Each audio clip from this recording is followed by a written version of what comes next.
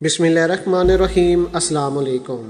प्यारे दोस्तों, इंडिया की फ़ौज का कहना है कि पीर की शब चीनी फ़ौज के साथ वादी गलवान में होने वाली सरहदी झड़प में शदीद ज़ख्मी होने वाले फ़ौजियों में से 17 फ़ौजी हलाक हो गए हैं, जिससे हलाक होने वाले एहलकारों की कुल तादाद 30 से ज़्यादा हो चुकी है।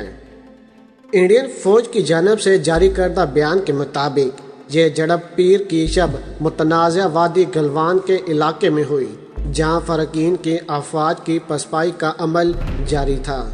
फ़ौजी अहकाम ने दावा किया था कि इस झड़प में चीनी फ़ौज को भी जानी नुकसान उठाना पड़ा है, ताहम चीनी अहकाम की जानिब से ताल इस बारे में कोई बयान जारी नहीं किया गया है। दोनों ममालिक के दरमियान गुज़िश्ता चंद हफ्तों से सरहद से मुतल्लिक़ कशीदगी जारी है। चीन के मशहूर फौजी जनरल ने इसमें एक किताब भी लिखी है, जिसमें उन्होंने जंग के बारे में पूरी तफसीलात पूरी दुनिया को बता दी कि किस तरीके से चीन की ज़मीन पर कब्ज़ा किया गया और भारत खित्ते में जंग का माहौल जानबूझकर पैदा कर रहा है, और इसके पीछे मोदी का हाथ है, क्योंकि मोदी अपने इक़्तिदार को बचाना चाहता है। आपको बताते चलें कि सैकड़ों बरस बाद भी चीन में आज भी ये किताब बहुत ही ज़्यादा अहमियत के हामिल है। इंडिया और चीन के दरमियान कशीदगी को समझने के लिए शायद जंग के उस बेहतरीन हुनर को ध्यान में रखने की ज़रूरत है। मौजूदा हालात ये हैं कि 1999 में पाकिस्तान के साथ कारगिल जंग के बाद पहली बार इंडिया की जानिब से किसी सरहद पर इतने बड़े पैमाने पर फ़ौज तैनात की गई है। मज़ीद वीडियो को आगे बढ़ाने से पहले हमारी गुजारिश है कि जिन अहबाब ने अभी तक हमारे चैनल को सब्सक्राइब नहीं किया, वो सबसे पहले हमारे चैनल को सब्सक्राइब कर दें और साथ में जुड़ी बेल आइकन को भी दबा दें, ताकि न्यूज़ से रिलेटेड जब भी हम कोई वीडियो अपलोड करें वो सबसे पहले आप अहबाब को मिल सके। सबसे पहले तो हम आपको बताते चलें कि 2017 में डोकलाम के इलाके में इंडिया और चीनी फौजियों के दरमियान मुक्केबाजी, हाथापाई और एक दूसरे से सामान छीनने की वीडियो वायरल हुई थी, और कई दिनों बाद हालात मामूल पर आए थे। इंडिया और चीन के दरमियान सरहदी तनाज़ात की तारीख वैसे तो दहाइयों पुरानी है, लेकिन हालिया कशीदगी के 3 वजूहात समझ आते हैं। पहली वजह स्ट्रैटेजिक है। ये 2 ऐसे पड़ोसी हैं जिनके फौजियों की तादाद दुनिया में पहले और दूसरे नंबर पर बताई जाती है, और जिनके दरमियान इख्तलाफात और तनाज़ात का एक लंबी तारीख है। इस बारे में भी वही इलाका तनाज़े का मरकज़ है, जहाँ 1962 में दोनों के दरमियान जंग हो चुकी है, और चीन का दावा है कि इस जंग में उसने बाजी मारी थी। गुज़िश्ता चंद बरसों में भारत की जानिब से सरहदी इलाकों में तेज़ी से किए जाने वाले तमीराती काम को भी तनाज़े की बड़ी वजह बताया जाता है। दफाई अमूर के माहिर अजय शुक्ला कहते हैं कि सड़कों की तामीर एक बड़ी वजह है।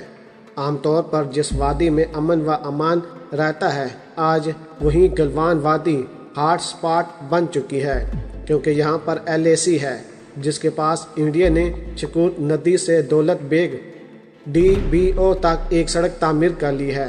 पूरे लद्दाख के LAC के इलाके में यह सबसे मुश्किल इलाका है। इंडियन फ़ौज के सरबराह का कहना है कि चीन की बेचैनी की एक और वजह भी है। चीनी फ़ौज का एक तरीका है, वो रेंगते हुए आगे बढ़ते हैं, धीरे धीरे अपनी कार्रवाइयों के ज़रिए मुतनाज़ा इलाके को अपने ज़ेरे कंट्रोल इलाके में शामिल कर लेते हैं, लेकिन अब किसी के पास इसके मुतबादिल कम होते जा रहे हैं, क्योंकि इंडियन सरहदों पर तरक्की हो रही है और इंडिया की गिरफ्त मजबूत हो रही है। अखबार हिंदुस्तान टाइम्स के दफाई अमूर के नामा निगार राहिल सिंह भी इस बात से इत्तफाक रखते हैं और कहते हैं कि गुज़िश्ता 5 वर्षों में इंडियन सरहदों को बेहतर बनाने पर तवज्जो दी गई है। उनका कहना है कि माजी में दोनों के फौजियों के दरमियान छोटी मोटी झड़पें हुई हैं। पहले भी 2013 और 14 में डोकलाम के इलाके चोमार में ऐसे वाक़यात पेश आए हैं, लेकिन इस बार कार्रवाई का दायरा वसी हो चुका है। साबिक जनरल अशोक मिकला कहते हैं कि LAC पर चीन की तेज़ होती हुई कार्रवाइयों की बड़ी वजह पुल और हवाई पट्टियों की तामीर है, जिसकी वजह से इंडिया की गश्त में इजाफा हुआ है। उन्होंने ये भी कहा कि यह मामूल की बात नहीं है। हालांकि इंडिया की फ़ौज के सरबराह ने कहा था कि इस तरह की कार्रवाइयाँ होती रहती हैं, और शुमाल मशरकी रियासत सकम के वाक़े के ताल्लुक गलवान वादी में होने वाले वाक़े से नहीं है। لیکن میرے حساب سے یہ سارے واقعات ایک دوسرے سے جڑے ہوئے ہیں۔ یہ نہیں بولنا چاہیے کہ جب انڈیا نے جموں و کشمیر کی خصوصی حیثیت کو ختم کر دیا تھا تو چین اس بات سے بالکل خاموش نہیں تھا۔ دنیا کی ساری معیشتیں گزشتہ 5 ماہ سے کرونا وائرس کے باعث متاثر ہوئی ہیں۔ چین، امریکہ، یورپ، مشرقی وسطی سمیت انڈیا اور جنوبی ایشیا کے ممالک کی ترقی کی شرح بھی بالکل کم ہوئی ہے، بلکہ بے روزگاری اور بند ہوتے کاروبار کو زندہ رکھنے کے لیے حکومتوں کو لاکھوں کروڑوں روپے کا خرچ کرنا پڑا ہے۔ بیشتر لوگ اس کا موازنہ 1930 کے دا گریٹ ڈپریشن سے بھی کر رہے ہیں۔ اس سب کے درمیان 17 اپریل کو انڈین حکومت نے ایک چونکا دینے والا فیصلہ کیا۔ حکومت نے ان پڑوسی ممالک کے لیے FDI یعنی بیرونی سرمایہ کاری کے قوانین میں تبدیلی کر دی، جن کی سرحدیں آپس میں ملتی ہیں۔ نئے قانون کے تحت کسی بھی انڈین کمپنی کے ساتھ اشتراک سے پہلے اب حکومت سے اجازت لینا لازمی ہو گیا ہے۔ چنانچہ چین انڈیا میں سب سے زیادہ سرمایہ کاری کرتا ہے، تو اس نئے قانون سے چین ہی سب سے زیادہ متاثر ہوا ہے۔ اس فیصلے کی اہم وجوہات میں سے ایک وجہ یہ بھی تھی کہ چین کے مرکزی bank People's Bank of China نے انڈیا کے سب سے بڑے نجی بینک DHFC کے 1.75 کروڑ شیئر کو خریدا۔ اس سے قبل چین انڈیا کمپنیوں میں زبردست سرمایہ کاری کر رہا تھا۔ عالمی معیشت کے امور کے ماہر اور جامعہ ملیہ اسلامیہ کے سابق پروفیسر MM خان کا خیال ہے کہ فوج اور معیشت وہ 2 شعبے ہیں جن میں چین اپنی برتری برقرار رکھنے کے لیے اپنی خارجہ پالیسی میں وقتاً فوقتاً تبدیلی کرتا رہتا ہے۔ ان کا کہنا ہے کہ کرونا کے بعد دنیا کے خصوصی بازاروں میں ہلچل مچی ہوئی ہے اور چین بڑے ممالک کی کمپنیوں میں سرمایہ کاری کر رہا ہے۔ اب جنوبی ایشیا کو ہی دیکھ لیجئے۔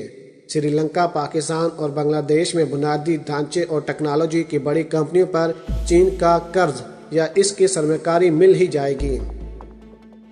اب اگر انڈیا نے اپنی FDI سے متعلق پالیسی میں تبدیلی کی ہے تو اس بات کا کافی امکان ہے کہ چین سے تھوڑا پریشان تو ہوا ہوگا اور اس کی خارجہ پالیسی بھی متاثر ہو گئی ہے۔